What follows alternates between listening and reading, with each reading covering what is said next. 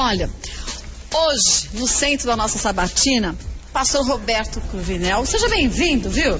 Eu que agradeço, Kátia. É um privilégio muito grande estar com vocês mais uma vez. Os meus amigos já disseram aí que estavam me esperando, querendo dar minha fé. Mas não é nesse sentido. Não, é nesse sentido sim, é nesse sentido. Seja maldoso, Padre Juarez. Você é o centro da bondade.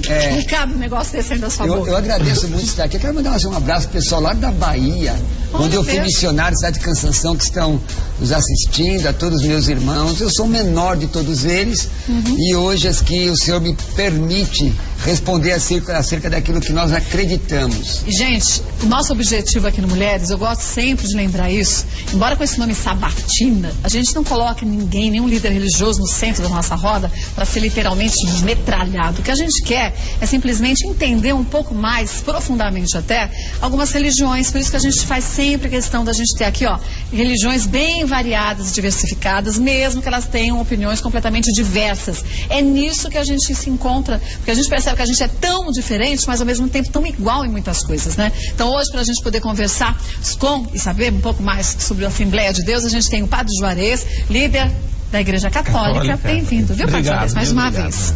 Também Afonso Moreira, que é espírita, bem-vindo. Que alegria estar aqui. A gente também, viu? E falei que a gente traz absolutamente todas as pessoas, e há tempos a gente queria trazer alguém que fosse agnóstico, que fosse ateu. E hoje a gente tem o Daniel Sotomayor. Muito bem-vindo também, viu? Um prazer estar aqui. Todo nosso. E acho que a sua presença aqui também faz a diferença para a gente conseguir entender, as pessoas em casa entenderem o que é uma pessoa agnóstica e no que algumas dessas pessoas acreditam. Então, muito bem-vindo. Queria mandar um grande beijo para o Pai Guimarães. A gente sabe que ele está passando por um momento bem complicado, mas de acordo com a crença de cada um, eu sei que ele tem uma fé muito grande, vai ser um momento difícil, isso vai, mas que ele vai receber a ajuda divina. Em pouco tempo ele vai conseguir respirar um pouquinho mais aliviado, mas as nossas condolências para o Pai Guimarães. Vamos ver um vídeo? Resumindo? Vamos? Olha lá. Dizer que uma religião é evangélica é a mesma coisa que dizer que ela é protestante. Evangélicas são as religiões que nasceram da divisão do catolicismo, proposta pelo teólogo Martinho Lutero em 1517. Na época, o alemão não aprovava o comportamento dos padres, que, em suas palavras, tinham virado corretores imobiliários do céu. A principal mudança proposta por Martinho Lutero era uma nova interpretação da Bíblia. Dentre as religiões evangélicas, existem várias denominações, todas independentes entre si, como a Igreja Anglicana, a Batista, a Metodista, a Igreja Pentecostal Deus é Amor. A Assembleia de Deus, tema de hoje da Sabatina do Mulheres, também é evangélica. Ela chegou ao Brasil em 1911, na cidade de Belém, pelos suecos Gunnar Wingren e Daniel Berg. Seu principal ideal é acreditar na salvação através de Jesus, que é conquistada ao se seguir os ensinamentos da Bíblia numa leitura literal. Uma das principais críticas enfrentada por todas as igrejas evangélicas é, ironicamente, o motivo que levou Martinho Lutero, lá em 1517, a romper com a Igreja Católica. Isso mesmo, o de se aproveitar do dízimo com a proposta de oferecer um terreno do céu. Mas, nos últimos dias, um membro da Assembleia de Deus, o deputado Marco Feliciano, tem atraído todas as críticas negativas do universo evangélico ao assumir a presidência da Comissão de Direitos Humanos da Câmara. Feliciano é acusado de racismo e preconceito contra os homossexuais. Afinal, quem são os fiéis da Assembleia de Deus e no que acreditam? Bom. Agora, acho que a gente podia começar, pastor Cruvinel, falando sobre as diferenças das denominações. Quando a gente fala em evangélicos, a gente fala um número tão grande de pessoas que creem, muitas vezes, em coisas não tão iguais, porque cada igreja evangélica tem uma denominação e tem uma linha diferente de trabalho, né? Na verdade, eu sou pastor da Igreja Evangélica Assembleia de Deus, presido a Assembleia de Deus Ministério Pleroma. Nós somos ligados à Convenção Geral Assembleia de Deus do Brasil, que aliás hoje está em Brasília com 24 mil ministros. Puxa. Em Brasília em convenção. Temos a CONAMAD, que é uma outra convenção das Assembleias de Deus, que é conhecida como Ministério de Madureira. As Assembleias de Deus surgiram no Brasil em 1911, através de 2 missionários, Daniel Berg e Gunnar Wingren, que vieram para cá, eram batistas, e vieram para cá acreditando numa profecia acerca do estado do Pará. Nós acreditamos, nós assembleianos somos um povo pacífico, um povo ordeiro, e que acredita no poder de Deus e na palavra de Deus como a nossa única regra de fé e prática. A Bíblia Sagrada, não só para os assembleianos, mas para os evangélicos em geral, é a nossa única regra de fé e prática. Nós não somos do neopentecostalismo, nós somos pentecostais clássicos, acreditamos que Jesus Cristo salva, cura, liberta, batiza no Espírito Santo e vai voltar para buscar a sua igreja. E nesses 100 anos, nós temos 100 anos, padre e companheiros, a nossa igreja cresceu de forma fantástica quanto à denominação. Mas o mais importante não é a placa da igreja, mas aquilo que é pregado no púlpito dela. E o que é praticado, né? O que é, na verdade, Tiago, capítulo 1, versículo 22, e eu vou citar muito Bíblia aqui. A minha área de conhecimento é a teologia, não é? Então eu vou falar daquilo que me é pertinente. Vou ficar até um pouco assim, ó, para não virar de costa para nenhum companheiro, para não ser deselegante. Pode ficar à vontade. O texto diz assim, que nós temos que ser praticantes da palavra. Não adianta eu ter um discurso muito aqui, bonito. ali, um discurso muito bonito e viver uma vida reprovada socialmente, reprovada de acordo com aquilo que a Bíblia diz. Falar de amor e não praticar. Falar de salvação e não viver como salvo. E é cerca disso que a Assembleia de Deus, nesses 100 anos, 100 e poucos anos, já tem ministrado em todos. Você acha 2 coisas: Coca-Cola e Assembleia de Deus em todo lugar. Verdade. Agora, vou começar com o Daniel Sotomayor. Pode fazer a sua pergunta. Olha lá, hein, Daniel. Pro Vinel, fica à vontade. Bom, sendo um programa de mulheres, eu acho que é importante falar do papel das mulheres no cristianismo. Sim. Lendo a Bíblia se encontram muitas referências específicas às mulheres. Por exemplo, lá em Êxodo 20, logo depois dos 10 mandamentos, Deus dá as instruções específicas sobre o que um homem deve fazer para vender sua filha como escrava. No Novo Testamento as coisas não mudam muito. Em Colossenses 3,18 lê-se: vós mulheres estáis sujeitas a vossos próprios maridos como convém a Deus. Tem muitas passagens dizendo esse tipo de coisa. Eu me pergunto se um Deus onipotente, onisciente, onipresente não deveria dar igualdade às mulheres. Sim. Boa pergunta. Eu até agradeço a você essa pergunta. A primeira pergunta você deveria perguntar a um rabino, porque o texto do Antigo Testamento é uma revelação, na verdade, judaica para o povo específico. Na verdade, você que é um estudioso deve saber o que é dispensacionalismo, né? Dispensacionalismo são períodos de tempo em que Deus trata com a humanidade de forma específica, mostrando sempre que a humanidade não pode salvar-se a si mesmo. Mas quando nós vamos para o Novo Testamento, que você citou, e vou te dar mais... Na verdade não são tantos textos, são poucos textos. 1 Coríntios 14, se me falha a memória.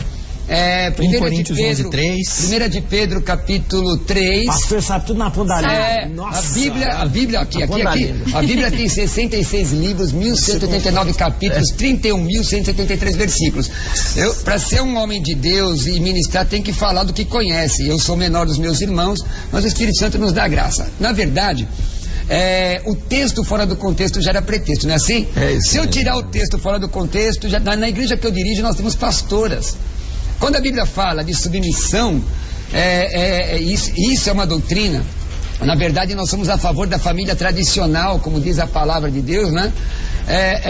A mulher sendo submissa ao marido. Mas você não pode deixar de ver o que a Bíblia diz em Efésios, que diz, o padre deve falar nos seus casamentos, que o marido deve amar a mulher como Cristo amou a igreja. Quer dizer, o marido deve dar a vida por ela.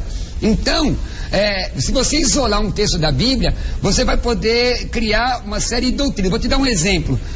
Padre, o senhor que é um estudioso da Bíblia aqui, Jesus Cristo ensinou antropofagia, o canibalismo, mas ele disse que aquele que não comer da minha carne, não beber do meu sangue, não tem parte comigo. Então, você tirar o texto fora do contexto, dá uma série de interpretações. Então, para interpretar a Bíblia, e não é aquela questão que foi falada num outro debate aqui, que a Bíblia ela é alegórica e tem um mistério escondido, cabalá. Não, você está errado. Nós acreditamos na questão histórico-gramatical. Tá ok? Então, existe sim espaço para as mulheres. Quer os textos? para você estudar a posteriori? Porque como estudioso... Vamos continuar com essa Ele não Vamos sei, continuar. Eu não estou satisfeito. Não, mas a questão da satisfação... Eu conheço o Daniel, ele nunca vai se dar por satisfeito. A questão da satisfação, Daniel, é uma questão assim muito subjetiva, né? Porque eu posso falar aqui 2 horas e você não satisfazer. Mas eu vou dar o texto para você e para quem está em casa vendo. Efésios 4:11 diz que Deus estabeleceu apóstolos, profetas, mestres. O contexto não fala de homem, mas fala da igreja, e a mulher faz parte da igreja. Evangelho de João, aliás, no original é Evangelion Katai Ioannis, no grego, Evangelho segundo João. O trecho diz que ele é a luz que ilumina todo homem. Está falando só do sexo masculino? Só de homem, provido de órgão reprodutor? Não, está falando da humanidade. Por exemplo, nós temos Priscila, não é? Priscila, Romanos 16, que ela está atuando. Lídia, foi uma outra Lídia. Muito obrigado, meu amigo padre. Lídia. Não é? Lídia, ela trabalha na igreja. Então, na verdade, inclusive, historicamente, o cristianismo ajuda a mulher e não aliena. Porque na época, na história antiga, inclusive em Corinto, que era no istmo do Peloponeso, havia um templo de Afrodite com mais de 1000 prostitutas vestais. Naquela época a mulher só servia para ser prostituta no templo, não é? E o cristianismo dá liberdade para ela pregar o evangelho e aí vai. Agora vai, Padre Juarez. Deixa eu falar uma coisa. Meu amigo. Eu estou muito Quase feliz. apanhei a casa dele, viu? Quase apanhou? Ele Por quê? Ele chegou, ele foi no... Como ele Eu pastelaria, fui né? na pastelaria, gente, porque eu sou normal, viu, irmãos? Eu fui de perto ninguém é muito normal. Mas por quê? Por quê? Cada um tem as suas loucuras, mas quem serve a Deus não pode ser normal, tem que ser bem doido. Aí fala pro pastor assim, deixa o padre falar, deixa o padre. Fala, padre, meu amigo. Olha, eu quero dizer que eu estou muito feliz. Só foi coagido. Eu quero dizer que eu estou muito feliz, eu gosto muito de participar desse momento. Por quê? Porque é um momento para as pessoas perceberem também que não existe essa oposição, essa coisa de rivalidade. É muito importante que a gente possa esclarecer, cada um mostrar o que acredita e o que não acredita também. Eu tenho um grande carinho pelo Daniel. O Daniel foi uma das primeiras pessoas que eu conheci quando cheguei em São Paulo como padre. Nós fizemos debates, homéricos sobre, Gostei do homérico. Mas com muito respeito, isso é o melhor. Sim, eu admiro a inteligência do Daniel. Uma inteligência. E a gente conversou muito, ele já teve oportunidade de ir lá na paróquia de São Judas, quando eu trabalhava em São Judas, foi lá comigo, foi lá, muito bom. Olha, vou dizer uma coisa, aqui, olha, vou dizer, a pessoa mais simpática que eu já conheci. É verdade. Do bem. Eu falo assim, sabe aquelas pessoas que a gente gosta de ficar perto? Que transmite paz. Assim, só de ficar perto, não precisa falar nada, só de ficar perto, é muito bom.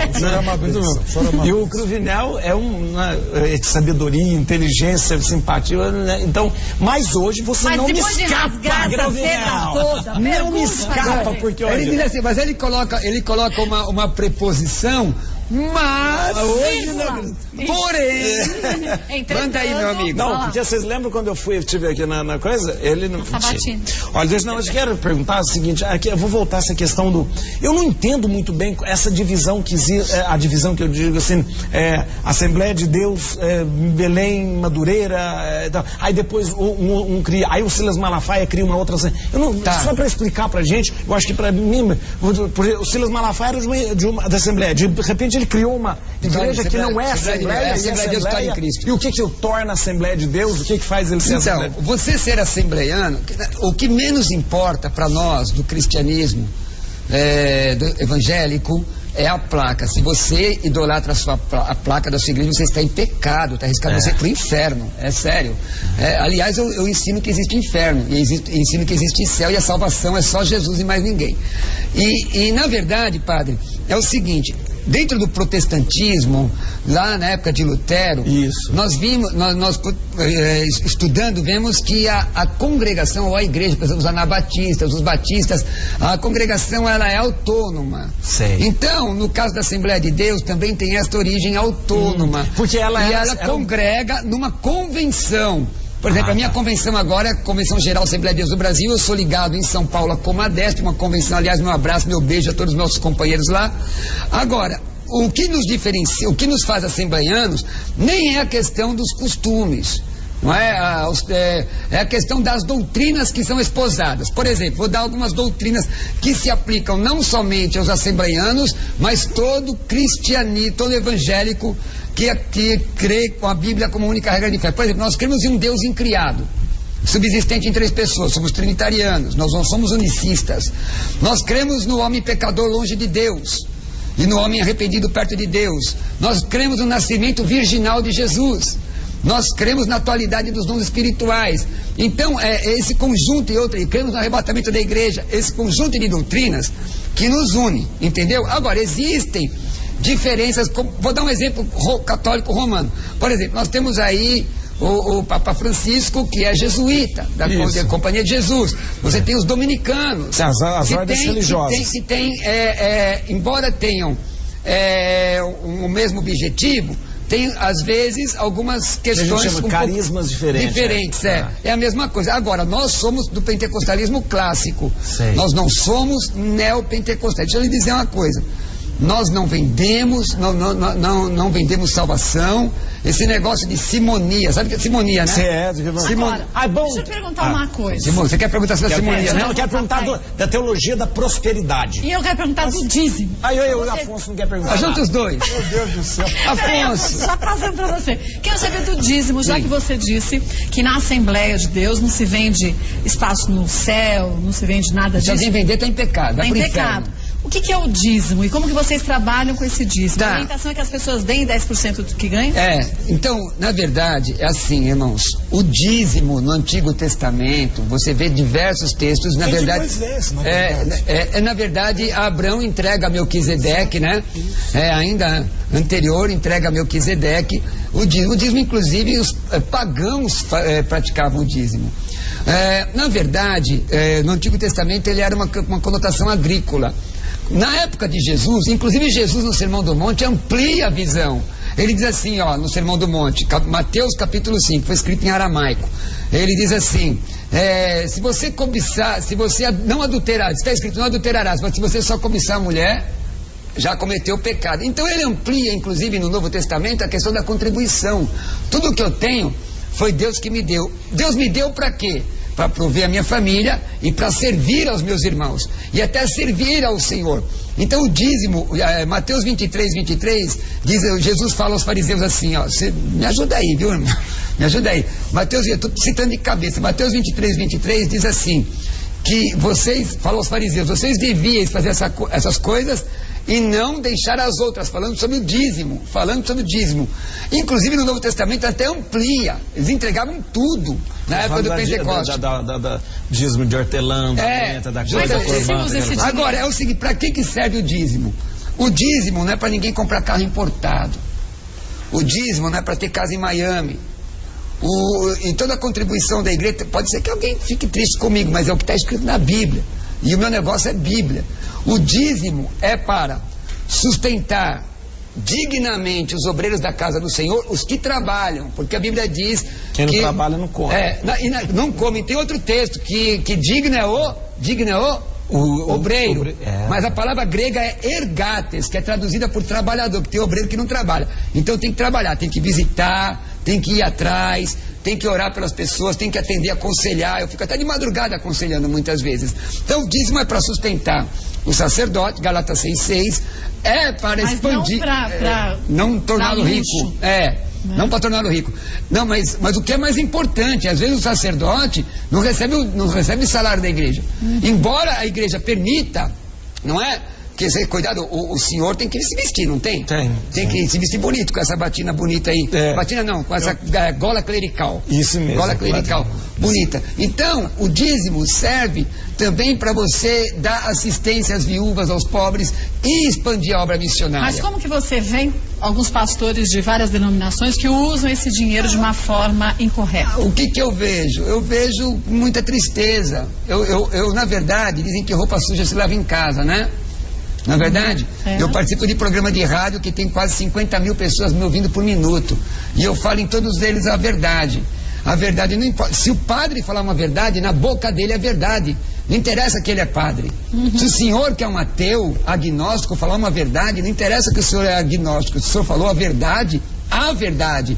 Quando Jesus disse o seguinte, legei ao tu Jesus, disse-lhe Jesus, ego em mim, rerodos carrealeta e a carrezoi, quer dizer, eu sou, o texto grego original, eu sou o caminho, a verdade e a vida.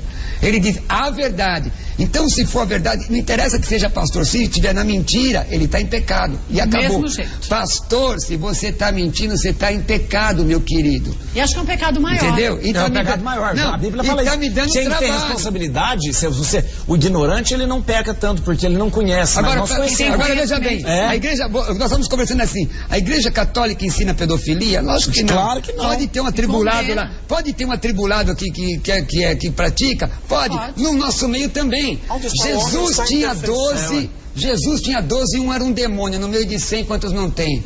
Meu negócio é com a palavra, a Bíblia. Pode falar, Afonso. Afonso, meu camarada. Eu preciso falar, eu não vou deixar de falar. Primeiro, a minha grande alegria estar aqui ao lado do senhor.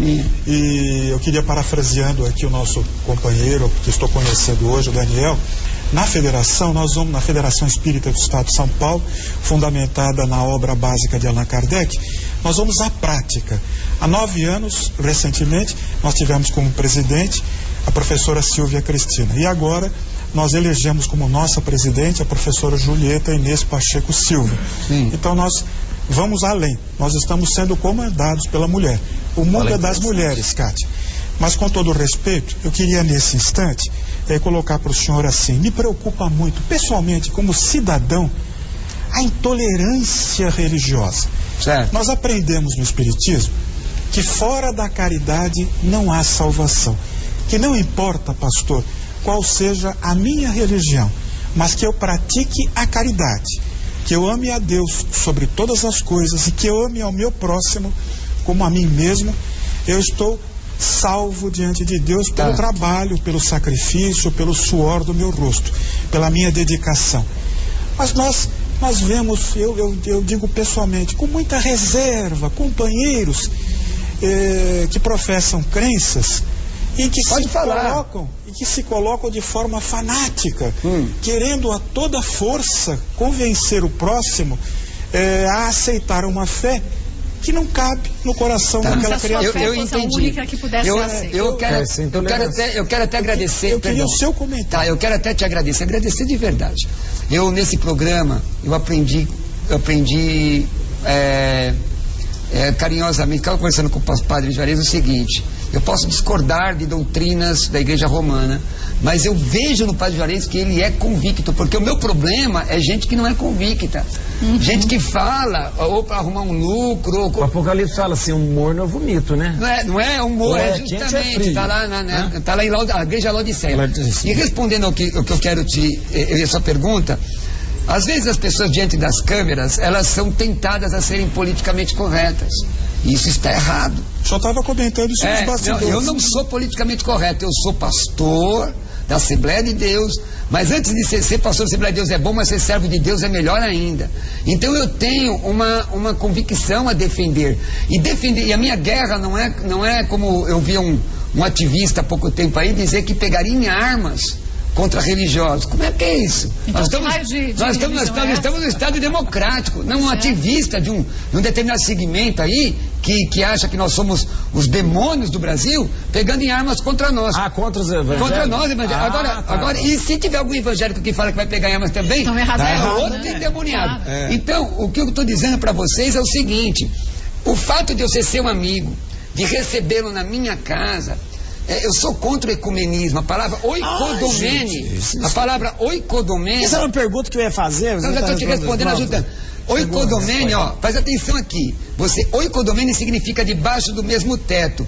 Como é que pode estar debaixo do mesmo teto uma religião que professa que só Jesus salva, com uma outra religião que diz que você pode ser salvo pelas obras? Não há química, é uma coisa heterogênea, não há ligação. Então eu posso ser seu amigo e lhe respeitar. Se o senhor me permitir evangelizá-lo, o senhor me permite, pastor, o senhor queria saber da sua fé, então eu vou lhe evangelizar. O evangelho é assim, assim, assim. Eu não quero, direito seu, somos amigos, vem para minha casa, vamos almoçar junto. O senhor entendeu? Vou lá na sua comunidade, vou almoçar com o senhor. Agora, eu não posso dizer aqui, você perguntar, pastor, o senhor acredita que alguém pode ser salvo através da reencarnação? O cristianismo não crê assim. Mas entendeu? você Mas eu respeito. É uma questão de opinião. Agora, eu vou dizer assim, eu vou lhe desrespeitar dizendo assim, o senhor não crê nisso. Sabe, é uma incoerência. Porque o que me chama atenção é a convicção das pessoas. Se ele é ateu convicto, isso me chama atenção. Mas se ele está só para fazer gracinha, ou outro é o espírito, entendeu? Pastor, você entendeu a minha colocação? Pastor, uma pergunta. Deu para entender? Deu para entender. Me responda uma coisa. As lideranças religiosas, por fecharem os olhos, por serem omissas, não estão incentivando essa atitude por parte dos seus fiéis? Mas então me dá um nome, me dá uma coisa assim mais clara, que não seja tão abrangente. Lideranças como, por exemplo, o evangélico, por exemplo. Quem sabe? Mas em termos de quê? Veja, como assim? O que nós pregamos no Espiritismo é como o senhor bem colocou, é a fraternidade, certo, é a união, é o amai ao próximo. O cristianismo diz a mesma coisa. Nós seguimos Jesus. Nosso livro de cabeceira é o Evangelho segundo o Espiritismo de Allan Kardec. E por as máximas morais do Cristo, não é? À luz do Espiritismo. Então, o que nós queremos, pastor, nesse instante, é aos nossos companheiros que estão nos ouvindo de outras religiões, para dizer que no Espiritismo nós respeitamos, nós aceitamos, nós confraternizamos, e as nossas casas espíritas estão abertas a todos os religiosos. Então, o senhor acaba de divulgar uma doutrina espírita. Exato. E tudo bem. Como a sabatina é com relação às Assembleias de Deus e a Assembleia de Deus crê na Bíblia, a Bíblia ensina o seguinte, que salvação só através de Jesus. Jesus disse o seguinte, eu sou a porta. Se alguém perguntar, todos os caminhos levam a Deus? Eu digo, levam. Pastor, isso é heresia, não é nada. Apocalipse capítulo 20 diz assim, deu o inferno os mortos que nele havia. Deu a morte os mortos que dele havia. E todos estavam diante, não diz isso? Do trono de Deus. E abriram-se os livros. E aquele que não foi achado escrito no livro, da onde? Da vida. Esse foi lançado no lago de fogo e enxofre. A diferença é o seguinte, que muitas religiões, que eu sou mestre em teologia com proficiência em religiões mundiais. Fiz língua grega clássica na USP, do lado ático ao bizantino, e eu tenho estudado isso. As religiões, gente, elas propõem uma paz na terra, e o cristianismo propõe uma paz com Deus. A questão de paz com Deus, por isso que Jesus morreu na cruz. Tudo bem, mas veja, se a gente quiser ter paz com Deus, a gente tem que ter paz na terra. Por exemplo, agora recentemente, de uns tempinhos pra cá, a gente vem percebendo o quanto que o Marco Feliciano tem feito declarações num momento que a gente... Eu não conheço pessoalmente. Você pegou minha pergunta de novo. Toda vez. Um momento delicado, que a gente está com muito preconceito, que a gente tem cada vez menos tolerância e mais intolerância. E você falava há pouco que quando a gente tem uma informação, quando a gente não é ignorante, a gente é responsável duplamente. Sim. Ele sendo uma pessoa que está à frente de uma igreja, ele não deveria repensar no que ele diz, por exemplo, em relação aos homoafetivos, ou falar de uma forma... Deixa eu dizer. De acordo com a religião, mas sem misturar. Eu posso acrescentar uma coisa nessa pergunta? Porque você responde toda vez. O Marcos Feliciano falou muita bobagem. Ele falou o negócio do Caetano Veloso. O Caetano Veloso era ungido pelo demônio. Ele falou do John Lennon, que foi um absurdo que ele falava que um tiro pelo pai, um tiro pelo filho, um tiro pelo Espírito Santo, que é uma coisa. Isso não é pensamento da Assembleia de Deus. É ou não? Isso eu quero. Não. Deixa eu falar. Eu não votei no pastor Marco Feliciano, não votei nele. O meu deputado também é pastor e é do Brasil para Cristo. É deputado, se quiser até falar, porque é um homem de Deus e está na Comissão de Direitos Humanos. E foi o deputado que fez o trabalho lá com relação a um problema na Bahia, muito sério. Fazendo um bom trabalho. Irmão, o Marcos Feliciano, penúltima vez que me encontrou na Expo Cristã, eu disse a ele o seguinte, falei, irmão Marcos, o irmão, eu não concordo com tudo que o senhor fala, mas politicamente ele tem tomado algumas posturas. Agora, então eu vou explicar, eu quero que vocês me dê 2 minutos para explicar isso. Pode explicar. Essas questões que ele falou, do John Lennon, se você for ver o vídeo, reporta 9 anos atrás, ele era um menino, falou bobagem. Então hoje... Mas ele continua falando bobagem. Não, mas se ele falar isso, ele vai ser repreendido. A liderança repreende, nós temos lideranças. Isso eu queria saber. Existe uma hierarquia para dizer, para de falar bobagem, né? Olha, existem pastores com cabelo branco, como o do meu amigo aqui, que são extremamente sábios, com milhares de igrejas, que tem coragem de dizer, irmão Marcos Feliciano, o senhor está errado, para. Mas o problema ali não é o irmão Marcos Feliciano. Primeiro, essa questão do John Lennon, é óbvio, é uma aberração. Isso. E uma coisa que você vai ver, ele está de suspensório. Você pega um vídeo meu de suspensório, eu tinha cabelo. Hoje eu não tenho mais cabelo, entendeu? Na época que eu usava suspensório. Então, estão tentando pensar questões, por exemplo, ele dizer que tem demônio lá na Assembleia. Olha, irmãos, a gente tem que ser justo. A bancada católica ou evangélica que viu uma coisa que é antibíblica, ela vai atribuir, pelo menos, pode até atribuir ao demônio. Mas a gente tem aqui uma frase falando disso, ó. Pela primeira vez na história desse Brasil, um pastor cheio de Espírito Santo conquistou um espaço que até ontem era dominado por Satanás. Quer dizer, ele diz o Satanás como sendo assim, as outras pessoas que... O Espírito Santo é com letra minúscula, né? Mas tudo bem, isso não é o que vem muito ao caso. O que ele diz é que, quer dizer, ele pela primeira vez, um pastor cheio de Espírito Santo, conquistou um espaço que até antes dele só era dominado por Satanás. Quer dizer, todo mundo que sentou naquela cadeira, então, antes dele era o demônio? Olha, é o seguinte, meus queridos, a boca fala do que está cheio o coração, diz a Bíblia. É verdade. E a pessoa vai dar conta daquilo que está dizendo. Ela vai dar conta. Agora, o que acontece é o seguinte, o problema com o Marcos Feliciano não é ele, Padre Juarez. Então, poderia ser qualquer evangélico ou católico que lá tivesse. Sim, mas você tem que controlar o que sai da sua boca. Pastor, por exemplo, ele fez uma declaração muito forte com a questão, a minha preocupação é que a gente está falando da Assembleia de Deus. O que ele fala não é Assembleia de Deus. Ele falou da questão de uma maldição para os africanos, que eu acho uma aberração teológica. Justamente, uma aberração teológica. Está lá em Gênesis. Então, o que eu quero, a minha preocupação, ele disse pastor, assim, ó, africanos são, a gente vai colocar, ó, que os africanos são amaldiçoados. Isso. Em 2011, Feliciano postou que africanos são amaldiçoados pelo personagem bíblico Noé. Isso é fato, escreveu em seu microblog. O post depois foi deletado. Bom, eu vejo o seguinte, sobre essa questão aí, a minha preocupação é a questão da Assembleia de Deus ensina isso. Mesmo porque o movimento pentecostal, deixa eu ensinar para vocês um pouquinho de história do pentecostalismo. O movimento pentecostal surgiu através de um negro cego, de um olho. Ele é cego, chamado William Seymour, final do século XIX, final do século final do século XIX. Me ajuda aí que eu tô na idade, né, gente? Que idade você tá? Vocês têm dó de mim. Final do século XIX, William Seymour foi cheio do poder do Espírito Santo, com a evidência de falar em línguas, e ali começa numa igreja na Rua Azul, já está na história, e ele era cego de um olho. E naquela época as mulheres não podiam nem votar, e no movimento pentecostal elas tinham liderança. Naquela época o negro, havia a questão da secessão nos Estados Unidos. O negro tinha que atravessar a rua, e existiam igrejas protestantes que o negro não podia ser membro, e através do movimento pentecostal ele tornou-se membro. Então hoje nós temos grandes líderes. O próprio Marcos Feliciano é de origem negra. Dá para perceber que eu tenho origem negra? Todos nós temos. Mas eu pareço? Não, mas o meu bisavô é negro, é branco, casado com uma negra. O meu avô, dá para perceber que ele faz uma chapinha. O meu avô é negro, casado com uma branca. A minha mãe é morena. Então é o seguinte, essa foi uma questão.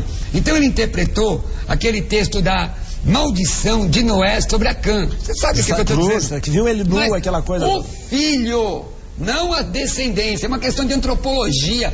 Vamos estudar a origem da raça negra, vamos estudar, até aqui, o engenheiro, ateu, a primeira pessoal mulher, da ciência. A segunda coisa era negra, a Luísa, lembra aquela que eles fizeram coisa? Inclusive, aqui no Brasil, começou com uma mulher o movimento pentecostal. A primeira pessoa batizada no Espírito Santo aqui foi mulher. Agora, já que a gente está falando que uma coisa é o que diz a Assembleia de Deus. Você gosta de ter assessoria? Você viu? Nossa, é chique. Ele fica dizendo assim, olha pra cá. Me ajuda aí. Fica te desconcentrando. Você tá mostrando pra ele as coisas pra falar?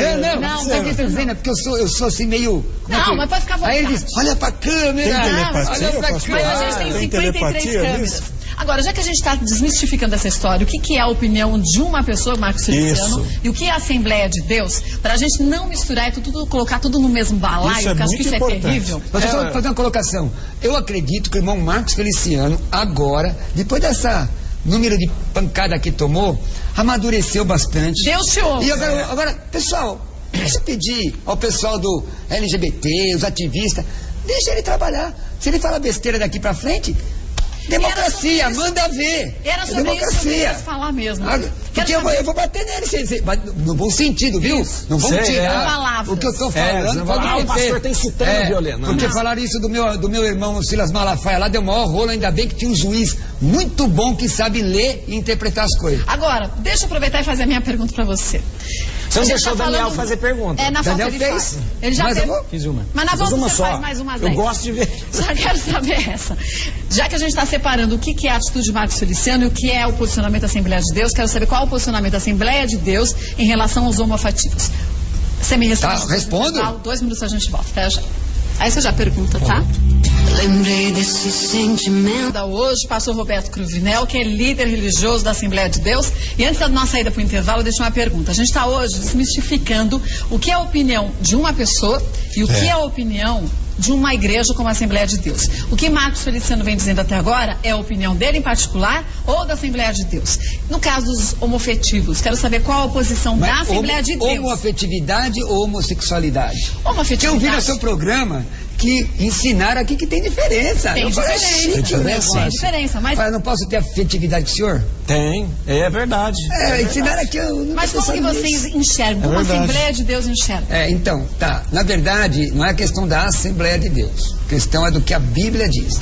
A palavra do Senhor ensina na primeira epístola de Paulo aos Coríntios, capítulo 6, versículo 10, o que alguns falando sobre pecado e que o pecado gera a condenação. Então o problema não é com a pessoa homossexual. Eu não tenho problema com o homossexual. Não tenho. Se eu tivesse um filho homossexual, eu tenho 2 filhos, o Lucas e a Thalita. Minha filha, inclusive, faz faculdade de moda. Entendeu? Eu tenho colegas homossexuais, professor homossexual. Se vierem à minha casa, serão bem recebidos. Todavia, a questão é com comportamento. A questão é com... Ontem mesmo alguém me perguntou no Facebook: pastor, eu estou vivendo com um homem, mas eu sei que está errado. Eu quero ter família e quero ter filhos. Eu não vou dizer, você é um endemoniado, você está indo para o inferno, ele está me procurando, me pedindo ajuda. Você não vai negar essa ajuda. Eu vou ajuda. orientar. Agora, olha o que a Bíblia diz. Olha lá, porque, inclusive, eu vou dar o texto grego para vocês de cabeça se der. Não erreis, nem os devassos, nem os idólatras, nem os adúlteros, nem os efeminados, nem os sodomitas, nem os ladrões. Aí vai ficar muita gente fora, né? Nem os avarentos, nem os bêbados, nem os maldizentes, que o pessoal que fala demais, fala fofoqueiro, falando mal da vida alheia. Olha aqui, nem os roubadores herderão o reino de Deus. Então a questão é, só para pontuar, é com o pecado. Então a pessoa me diz assim... Mas amor não é pecado. Não, mas deixa eu dizer uma coisa para você. Ser homossexual quer dizer que a pessoa é incapaz? Não, ele é academicamente incapaz? Ele é socialmente incapaz? Lógico que não. Eu posso ter uma pessoa homossexual que seja extremamente capaz, que seja professor universitário, detentor do meu respeito. Mas se ele me perguntar: pastor, o que o senhor acha da prática da homossexualidade? A Bíblia ensina, Romanos 1,17 em diante, que é pecado. Mas ninguém fala, por exemplo, o ébrio, uma pessoa que é alcoólatra. Deve ter lá na sua paróquia o AA, tem o AA? Tem. Um alcoólatra diz que ele é o quê? Ele se diz curado? Não. Ele diz o quê? Só por hoje. Eu sou só por hoje. Então, se a pessoa me disser assim... Olha, eu vou dizer uma coisa aqui que talvez choque algumas pessoas. Mas meus irmãos da minha fé... Pastor, mas cuidado, que senão o senhor está igualando o homossexualismo com a questão de uma doença. E o homossexualismo não é doença. Então, o alcoolismo é uma doença. Né? Realmente, obrigado. Cuidado para isso. Porque senão você é processado. Sim. Deixa eu dizer, pessoal do LGBT... Homossexualismo não é doença. Só para pontuar aqui, pra né? deixar bem claro. Deixar bem claro que estão gravando lá também, né? Mas é bom todo mundo gravar mesmo para entender depois. Então deixa eu dizer o que nós pensamos. Às vezes as pessoas fazem um cavalo de batalha, uma peleja muito grande numa coisa que não... Sabe? A pessoa perguntar: pastor, homossexualidade, o que a Bíblia diz? A Bíblia diz porque nós somos crentes, cremos nisso. Mas vocês acreditam que existe cura? Como alguns libertação, nós acreditamos. Agora pode acontecer também. Qual a diferença de cura com libertação? Não, porque cura porque não é doença. Não é doença. Mas você não deixa de ser homossexual e passa a ser mas deixa eu dizer uma coisa para você. A Bíblia diz em Tiago que cada um é engodado pela sua própria concupiscência, não a do outro, a sua. Se alguém me disser assim: então, meus irmãos de fé, presta atenção no que o pastor está dizendo, para depois não falar de mim aí. Se alguém disser assim para mim: pastor, eu gosto de homem, Um homem dizendo, eu gosto de homem. Eu falo, tá bom, meu filho, Jesus te ama. Mas, pastor, eu sei que a Bíblia condena. Eu vou me abster de casar, vou me abster. Eu sinto a tentação, mas eu creio que Jesus pode me guardar de não ter esse relacionamento. Ele pode sofrer a tentação ser um crente e morar no céu. Simples. A pessoa não sabe. Não, ele passa a ser um heterossexual. Mas não veja isso. bem. Ele não vai virar. A pessoa, eu não quero me casar. Eu vou abraçar o celibato. Sim. Veja, não tem gente que sai do alcoolismo e sabe que o alcoolismo vai lhe prejudicar e a pessoa se converte, mas ele sente tentação. Estou falando de tentação. Sim, agora. Não de comparação, só relembrando. Então vamos lá outra. A pessoa do dinheiro, sim, ela é ávara, não é? Então ela tem compulsão por dinheiro, não é? Então, se ela não se controlar, se o Espírito Santo não controlar, ela arrebenta com a vida e arrebenta a vida dos outros. Você está entendendo o que eu quis dizer? Eu entendi. Mas, por exemplo, tem uma outra frase. Você fez uma cara que não entendi. Não, eu entendi. Você fez assim, ó. Eu entendi. Porque vem essa próxima que eu vou te falar. Eu entendi. Mas veja por que eu fiz essa cara de eu entendi, vírgula. Olha, Feliciano fez uma outra declaração em relação à homofobia. Foi a seguinte, ó. Se a lei para combater a homofobia for aprovada, teria que fazer o mesmo para outras minorias. Por exemplo, para quem é caolho ou banguelo. Então, mas aí, mas peraí, você tira a frase do irmão Feliciano dentro de um contexto geral. Tem que tomar cuidado com isso, Padre Juarez. Tem que tirar dentro do contexto geral. Mas dentro de nenhum contexto essa frase seria boa. Eu não vi. Tudo bem, tem que ter caridade com ele, mas ele tem que parar de falar bobagem. Ele tem que parar mas deixa eu dizer, porque tá deixando feio pros evangélicos. Deixa eu dizer pro senhor, deixa eu dizer pro senhor. Porque é um trabalho sério com todo respeito, feio é ir na porta de um templo evangélico. Sim, e fazer uma algazarra como ativistas fizeram. Sim. Feio é chegar aqui na Paulista, e eu acredito que a pessoa tem liberdade de fazer o que quiser. Meus advogados não estão aqui, mas tem um advogado no céu, tá tudo bem. Tá bom. Ó, e chegar na Paulista... Tem advogados no céu? Tem um advogado no céu, tá escrito lá que Jesus é meu advogado. Aí chegar na Paulista e colocar as vergonhas de fora. Então a pessoa tem que ter recato. O ato de ser homossexual não quer dizer que ele é libidinoso, não quer dizer que ele é promíscuo, mas o que nós estamos vendo aí, estão tentando nos fazer engolir uma coisa que a sociedade brasileira, seja ela, o Estado é laico, mas não é laicista. Nós temos 42 milhões de crentes em Jesus no Brasil. Tantos outros milhões de católicos que prezam pela família. Então é o seguinte, a pessoa quer fazer, o problema é dela. Mas, por exemplo, a Constituição, ela dá o direito de expressão, não dá? A Constituição não dá direito de expressão? Sim. Então dá direito de falar que eu não concordo com a homossexualidade. Amo o homossexual. Agora, se eu falar, eu posso falar contra o padre Marcelo, posso falar contra você, posso falar contra o espiritismo, mas se eu falar contra o homossexual, o camarada quer me processar? Ah, irmão, por favor, a Constituição já está aí. O que fala? Como se fala? Eu tô falando muito alto. Estou falando muito alto. Agora aumentou um pouquinho. É porque eu me inflamei. Não, sabe o que é? Sabe o que é, Kátia? Deixa eu te dizer pra você. Eu sou pai. Eu trabalho em comunidade, eu vou para debaixo de ponte entregar marmitex e orar por pessoas que muita gente que está em Brasília não sabe nem que existe.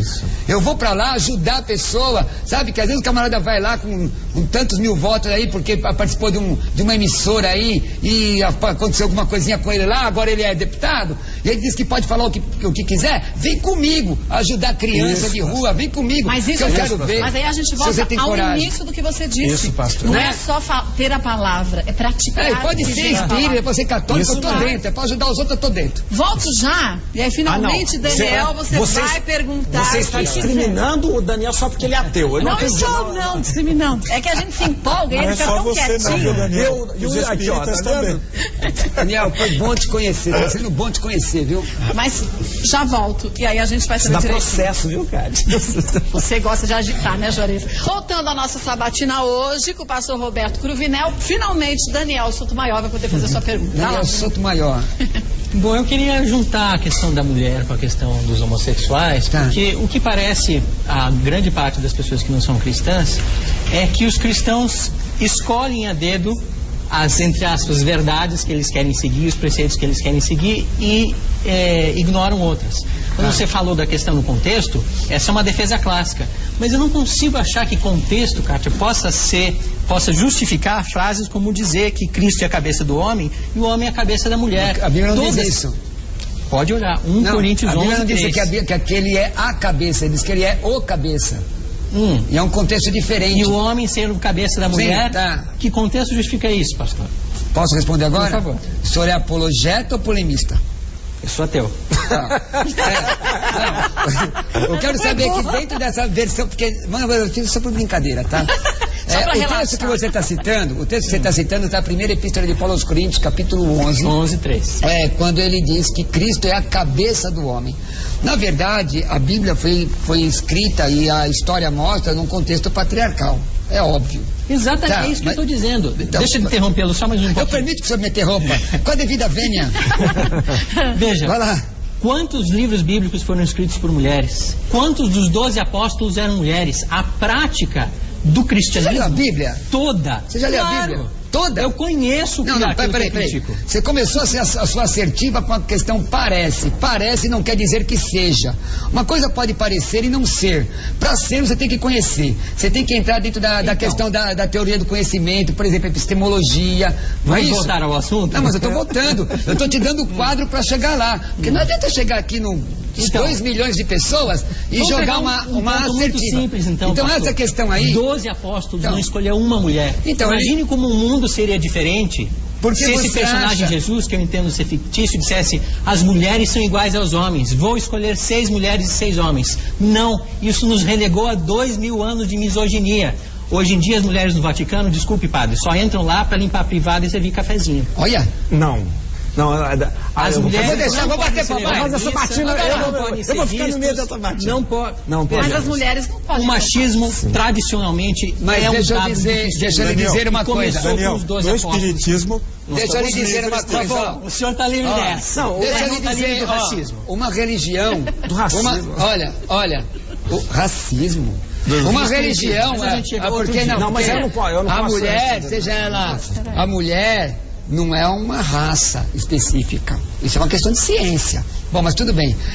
Na verdade, o Daniel... Onde está a igualdade da mulher? Deixa eu lhe dizer uma coisa. Então, eu vou responder isso. Mas primeiro eu quero te responder uma coisa ao senhor e aos nossos mais de 2 milhões de telespectadores.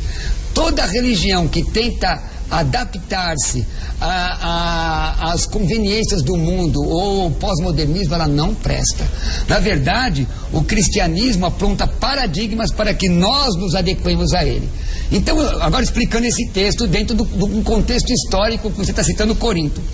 Em Corinto havia, como eu disse, era uma igreja no istmo do Peloponeso, deve conhecer de geografia, né?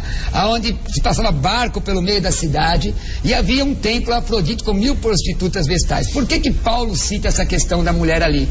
Porque a mulher entendeu, inclusive, vou te dar o autor, porque é bom dar o autor também, Pilman, um escritor judeu, no seu livro, a Bíblia livro por livro, ele é judeu, convertido ao cristianismo, já falecido. Ele explica que as mulheres naquela época entenderam a mensagem da liberdade de Paulo equivocadamente, né?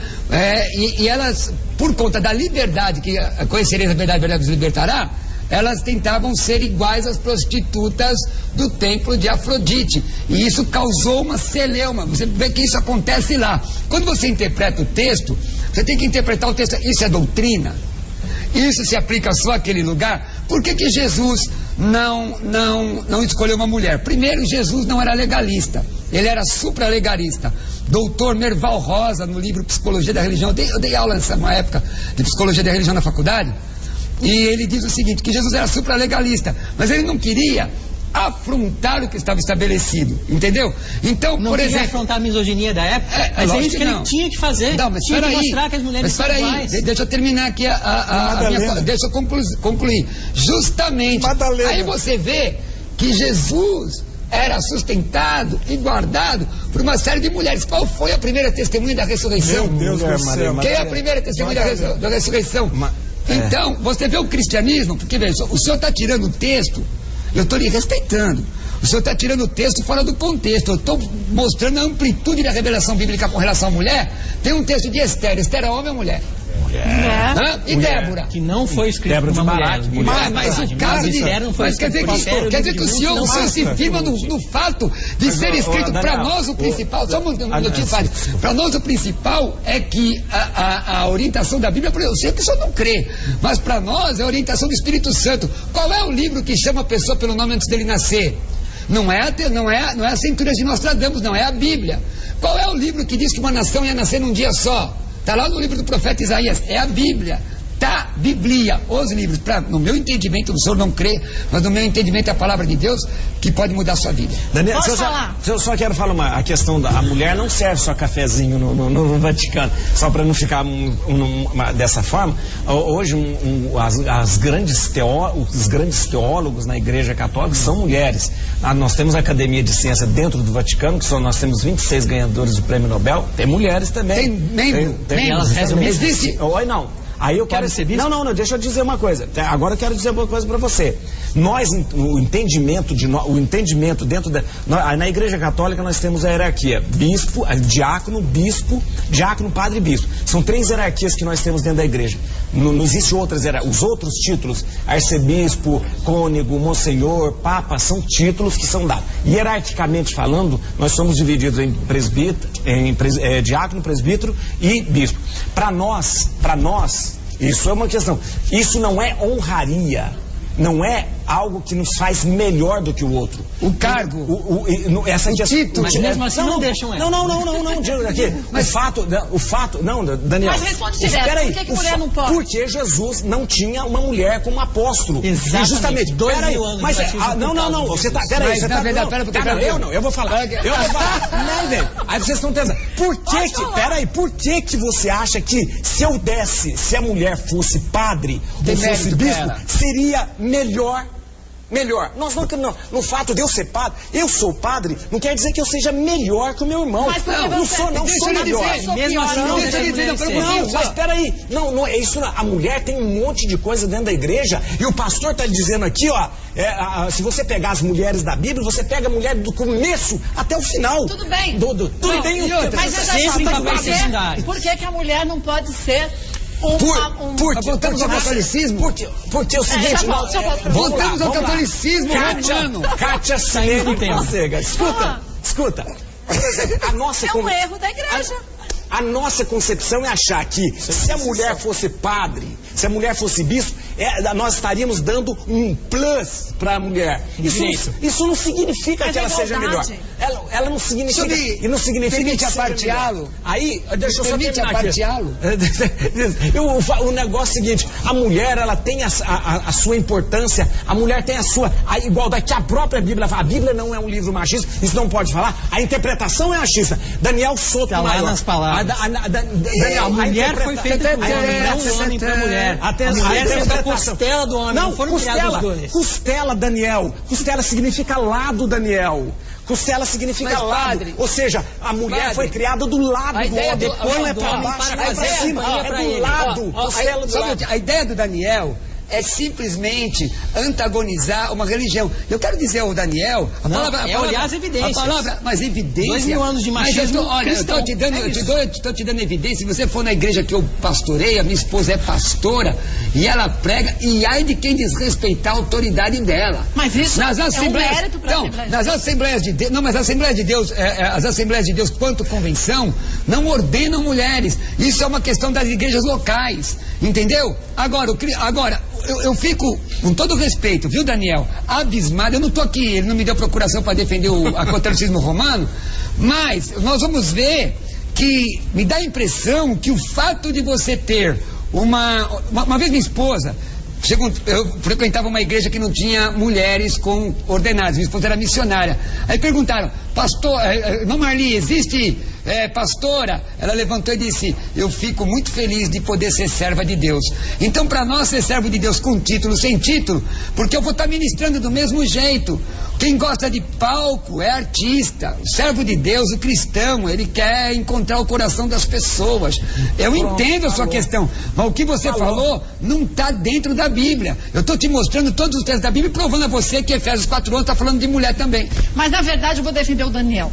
Porque ele fez uma interpretação. Eu não defendo, não. Eu defendo, sabe por quê? Eu sou contra. Ele fez uma interpretação dele. Assim como a gente lê a Bíblia, eu tenho uma interpretação, você tem outra, Afonso outra, Padre Juarez outra, Daniel tem outra. Não é porque ele é agnóstico, ele é ateu, porque ele é uma outra pessoa. Porque ele pertence à mesma religião que nós. Não, mas a gente vai almoçar junto, mas eu que eu não concordo, não concordo. Ó, eu sou que nem o Rui Barbosa. Defendo, acho que foi o Rui Barbosa que disse isso, defendo Voltaire. Voltaire dizem até que morreu doido, né? Morreu doido, Voltaire. Vê aí, meu professor. Voltaire? É, morreu. Voltaire, Vou falar. Quando fala de Voltaire, Voltaire na hora de morrer ainda chamou um padre, ainda vagabundo, sem vergonha. Então, tudo que discorda do Daniel é mito ou não tem evidência. Agora, a Bíblia... Voltaire. Padre, a Bíblia é diferente do livro de Nostradamus.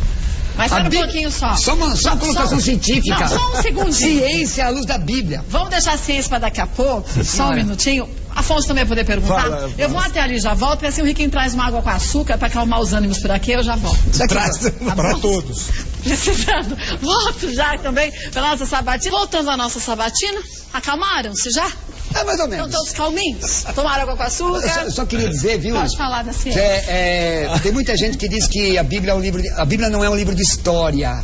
Ela não se preocupa em divulgar questões históricas. Os ateus, os estudiosos vão para a arqueologia. Eu também estudei arqueologia um pouquinho, não é? Conheço um pouquinho. Agora eu acho interessante de um livro que na época que Galileu Galilei disse que a Terra era redonda e que o centro da nossa galáxia, que nós não éramos geocêntrico, mas heliocêntrico, ele quase foi condenado, quase mataram o camarada. Se ele tivesse lido a Bíblia, 600 anos antes de Cristo, Isaías havia falado que Deus se assenta sobre a redondeza da Terra. Nem diz que é redonda porque ela é achatada nos polos. Só isso. Tá bom, agora Afonso, pode perguntar. Meu querido Afonso. Pastor, o senhor tem o 10%, o dízimo, os 10% na igreja evangélica. Eu pergunto para o senhor, nós no Espiritismo nos empenhamos na assistência social. Claro que nós estamos muito longe de fazer o que a nossa população necessita, mas nós nos conscientizamos que temos que fazer a nossa parte. Na sua igreja, como é desenvolvida a assistência social? Obrigado pela sua pergunta. Olha, assistência social não tem nada a ver com religião. A Bíblia diz lá em Tiago, capítulo 1, se me fala a memória, que a religião verdadeira é você dar assistência aos pobres. Está escrito isso, tá? A palavra religião, cunhada por Agostinho, inclusive religar, é ligar o homem novamente a Deus. Então, eu não posso... a Bíblia diz que eu tenho que fazer bem aos domésticos da fé. Mas e o pão que Jesus dava aos pobres? Então, eu estou chegando lá. Estou chegando lá, estou dizendo o seguinte, que nós não podemos, para fazer assistência, só a nossa comunidade, nós temos que fazer assistência a todos. Então quando você fala de dízimo, Lucas 17:10 diz que se você só faz o que é da tua obrigação, se considere servo inútil. Na minha comunidade, porque cada comunidade é independente, toda semana ou a cada 15 dias, uma família da igreja doa tudo, arroz, e a nossa igreja ganhou uma, aliás, se você que está assistindo quiser nos ajudar, também pode vir, que não tem problema, quiser doar também a gente vai, porque a gente coloca tudo no Facebook, como é que é feito. Então, cada comunidade faz de uma forma, né? Nossa igreja não é grande, nós não temos orfanatos, nós pegamos pessoas da rua, já aconteceu o caso de pegar e alugar a casa, alugar quarto, para colocar a pessoa, porque a pessoa queria se libertar das drogas. Então nós fazemos esse trabalho também de evangelização. É difícil você falar que Jesus ama a pessoa se o estômago dela tá roncando, ela não vai te ouvir. Então, meu irmão, você que está me ouvindo, você que é cristão, seja católico, evangélico, se esmere, trabalhe, não só aleluia, glória a Deus, porque crente dentro da igreja que só aleluia, glória a Deus, está errado. Nós temos que sair da igreja. No Antigo Testamento vamos para a igreja, vamos para o templo adorar. No Novo Testamento vamos sair de Jerusalém para pregar. Hoje eu vou para a igreja lá, porque lá tem a arca. Não, a arca vai comigo. A arca era a representação de Jesus. Eu posso estar debaixo de uma ponte. É só você entrar no YouTube e colocar Adeperoma Trabalho Social. Vai me ver debaixo de ponte de tênis. Eu vim assim chique porque é teu programa. Eu estou lá de jeans distribuindo marmitex, porque eu acredito nisso. Não, mas você faz o que você acredita e não acredita na palavra. O problema é que gente que fala coisa que nem acredita, aí ninguém merece, aí não dá meu respeito, não. Agora, Agora, deixa eu te perguntar uma coisa e o próximo já é o Daniel de novo. Ah, tá na hora tu também, Cibele. Depois vai você. Mito ou verdade? Para uma pessoa se transformar num pastor da Assembleia de Deus, você tem que doar tudo que você tem para a igreja? Não, na Assembleia de Deus não tem isso. Não, tem nada disso. Isso. Eu já ouvi essas questões em outros lugares. Mas na Assembleia... Eu acho assim, eu penso assim, tudo que eu tenho, eu já dei carro, mas não para a igreja. Para quem? Não, eu conto? Eu vou contar. Eu estava tomando banho. Tinha vendido meu carro para uma pessoa, uma bênção de Deus. Olha, o esposo, uma bênção de Deus. Eu ouvi Deus falar comigo. Deus falou, vai lá e perdoa a dívida. Perdoa a dívida? Você perdoou a dívida? Chamei minha esposa, falei, Deus mandou perdoar. Aí ela falou, é de Deus. Falei, perdoei. E aí? Eu estou semeando na vida dos outros. Quem cuida da gente é Deus. Você não tem um carro para vender, não? Na verdade, eu tenho 2. Não, mas o que acontece... Olha, o que acontece, gente, é o seguinte. Ou eu acredito no que eu prego, ou eu sou um tremendo do mentiroso. O senhor sempre ouve essas vozes? Às vezes, não, sim, porque a oração é um diálogo, não é monólogo. Você começa assim, Deus está lá esperando você para te responder, aí você levanta, tchau Deus, eu estou indo embora. Ah, para, é diálogo. Então eu converso com Deus, eu creio nisso. Você diria que isso é uma manifestação espírita, eu digo que não. Já tô já. Antes que ele diga, um remédio, antes que você diga. E o Daniel Toma um remédio tarja preta que para. Mas eu não vou achar que... Olha, Daniel, deixa eu te contar. Quando eu não era crente em Jesus, eu fumava maconha, cheirava cola, era vice-campeão de capoeira, conhecido como Caveirinha, Conde Caveira, Beto Mortes e Beto Canivete. A minha mãe tem um corte de faca nos 4 dedos da mão por minha causa. Eu conheço o budismo na liturgia de Nichiren Daishonin em japonês, eu decorei a primeira página. Quem mudou minha vida não foi a Assembleia de Deus, não, foi Jesus Cristo. E como Jesus mudou a minha vida, eu não preciso de remédio nenhum para ouvir a voz de Deus. Eu já vi gente aí tomar o chá de daime para ter visão. Eu tomava chá de lírio para ter chá de cogumelo. Olha, Espírito Santo ama você. E Jesus quer falar com você. Você pode estar no fundo do poço, aonde você estiver, Jesus tira você daí. Pode acreditar. Volto já e Daniel faz a próxima pergunta. Mas de novo, meu Deus, você não para. Você não para aqui, cara. Não para pra você respirar, vocês estão muito calorosos. Quero falar em línguas. Tina, pois agora é a vez do Daniel. Agora ele vai perguntar bastante, porque ele não perguntou nada até agora. Vamos duas seguidas. Mas, Daniel, aquela pergunta, o negócio quase ferviu aqui. Depende do que você fizer, eu vou botar a música do rock aqui.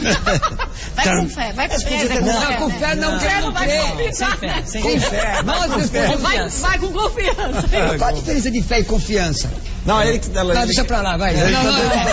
Quando eu estiver sentado aí, eu respondo. Por sinal, tá convidado a sentar no centro da nossa sabatina. Vai ser um grande prazer. Agora pergunte. Nós vamos vir, né? Pode vir. Me chama. Os 3 são convidados. Vai lá, Daniel. O tema que está no centro da discussão do Feliciano é a laicidade do Estado. Poucas pessoas sabem o que isso significa. O que é isso? Laicidade do Estado é o Estado tratar igualitariamente os credos e os não credos também. Ou seja, ele não pode nem impedir ninguém, nem incentivar ninguém. Nem favorecer ninguém. Tem que fazer cara de paisagem. Tem que permitir o livre exercício religioso, sem impedir ninguém e sem dar privilégio para ninguém. Verdade. Pois é, mas no nosso Estado brasileiro, são 500 anos, dos quais 400 o Estado foi teocrático, não é? Explica aí pro pessoal entender isso aí. Existia uma religião oficial, você não podia votar. Que era o catolicismo romano. Que era o catolicismo romano. Que era do Império, era a religião do Império. O príncipe, para ser entronado, ele precisava jurar manter a religião católica. E se você não fosse da religião oficial do Império, você não podia nem votar, nem ser votado. Entre outras coisas. Hoje em dia, isso tudo deveria mudar e todos somos iguais. Todos somos iguais, mas alguns são mais iguais do que os outros, né? Você vai, tira uma nota do nosso dinheiro, impresso com os nossos impostos, tem lá uma mensagem religiosa. Deus seja louvado. É isso, essa mesmo. Deus seja louvado. Isso mesmo. O que o senhor sentiria se estivesse numa república de maioria ateia e estivesse escrito, por exemplo, deuses são faz de conta? Tá, boa pergunta. Gostei da sua pergunta. Aliás, no meu site, adpleroma.com, tem um estudo sobre a Bíblia política. Ah, é? Pode entrar lá, pega de graça. adpleroma.com, pode entrar lá. Na verdade, acho que era dentro daquilo que você queria me perguntar também, né? Foi, eu queria perguntar. Mas o Estado é laico, mas não é laicista. O Estado é laico, e é verdade, e tem que ser assim. princípio democrático. Inclusive nesse estudo eu explico o que é democracia, o que é ser politizado, o que a Bíblia fala sobre política. O Estado é laico, mas não é laicista. Agora, o que é democracia? É a vontade do povo. Se o povo sabe votar ou não sabe votar, é uma outra discussão, dá até um debate. Né? Vou dar até um exemplo. O Marcos Feliciano teve 211 mil votos. Embora muitas coisas que ele ensina não representam a ideia da minha denominação, entendeu? Na questão com relação à Bíblia, Evangelho, é aquilo. 211 mil votos. Outra pessoa, já vi gente aqui falar, mas nós somos minoria.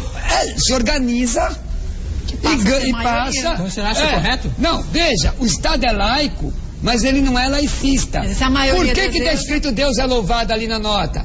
Porque a grande maioria, alguém entrou com um projeto. Eu acho que não precisaria não foi projeto de lei, foi canetada pelo Sarney.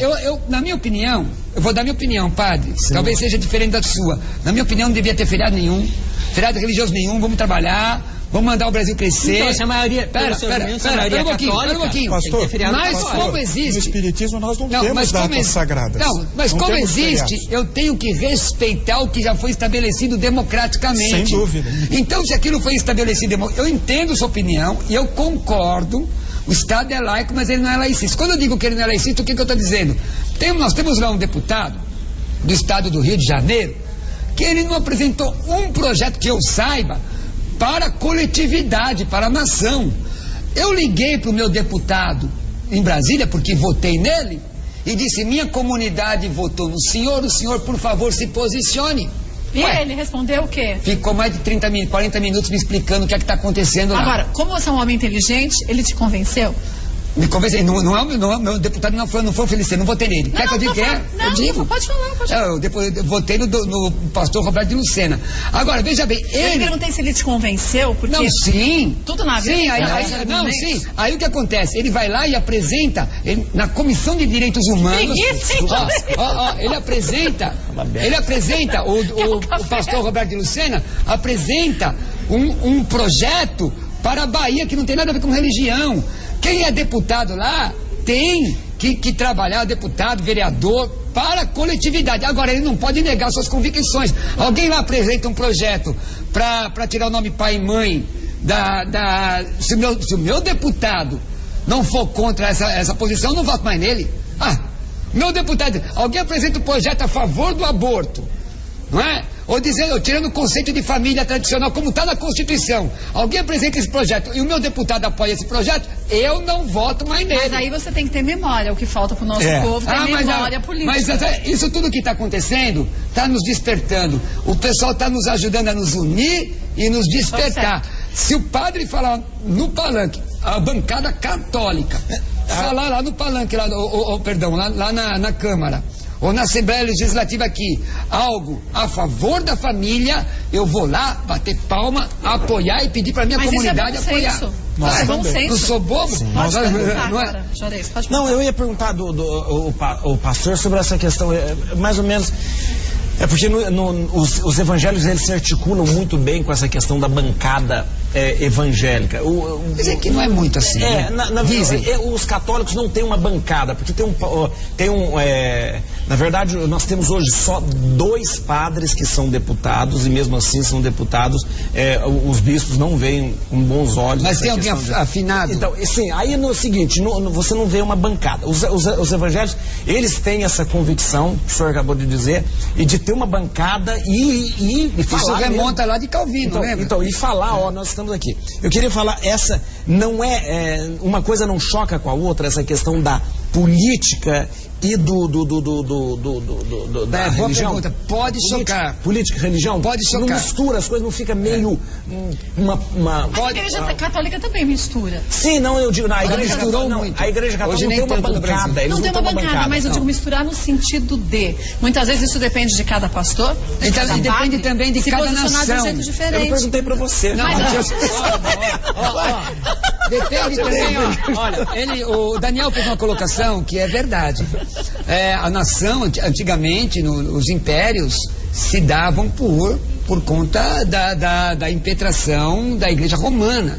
A igreja, inclusive, no Império Alemão era assim. Na verdade, você estuda a história do Brasil, a gente vai entender o padroado é o seguinte, quem nomeava os bispos até a República era o rei. Então hoje, por conta disso, nós tivemos problemas no Brasil, inclusive, problemas sérios, inclusive de relacionamento entre o protestantismo brasileiro e a Igreja Romana. Tivemos, graças a Deus, sabe, irmãos, eu vou remontar. A Assembleia de Deus só entrou depois que nós tínhamos a República. Não, sim, porque mandava, inclusive até questão de, tinha lugar no Brasil que você não podia colocar um protestante no cemitério, porque tinha uma questão.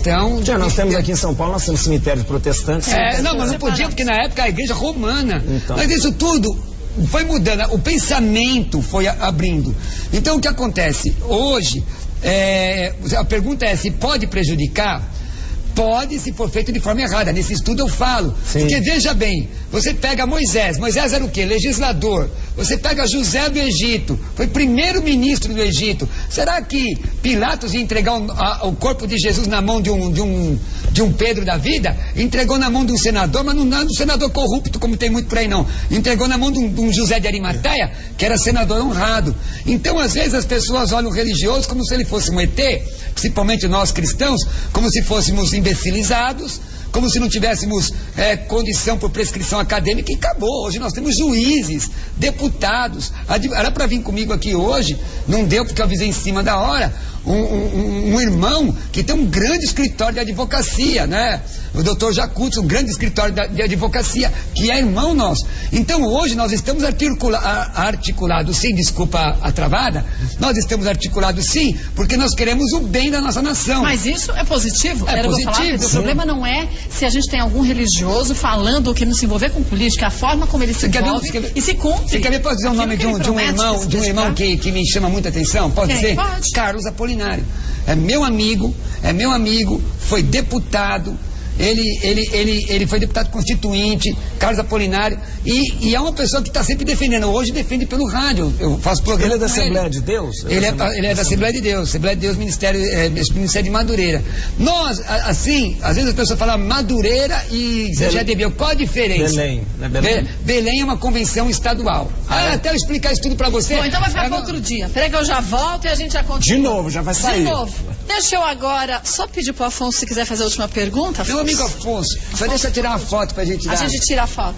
O pessoal disse que eu deixo ele falar, viu? Deixa, fala. Não, mas eu não falei nada. Mas é que hoje você está no centro da roda, quem tem que falar mais é você mesmo. Pastor, para nós espíritas, Jesus é o grande facilitador. Ele veio resumir as 10 leis de Moisés em 2 mandamentos: amar a Deus sobre todas as coisas e ao próximo como a nós mesmos. Nós encontramos no Espiritismo, em Jesus, um espírito perfeito, um modelo, nosso guia. Sim. É nosso guia espiritual. A religião espírita se fundamenta no Cristo. Eu pergunto para o senhor, quem é Jesus para o senhor? Olha, eu vou dar um beijo no você. Vou dar um beijo. Eu vou te dar um pecado, por quê? Beijo pode dar. Não é pecado nenhum. É homoafetivo, não é homossexual. Aliás, o ósculo santo era um cumprimento normal. As pessoas que são complicadas. Mas é o seguinte, olha, Jesus Cristo, ele não é um espírito guia, simplesmente. Aliás, guia, segundo a Bíblia, são os pastores. Não é obedecer os vossos pastores, uma outra tradução, guia, o grego poimen. O Espírito Santo, parácletos, parar uma preposição ao lado, kalel chamado, que é como um advogado que te acompanha. Quem é Jesus para você?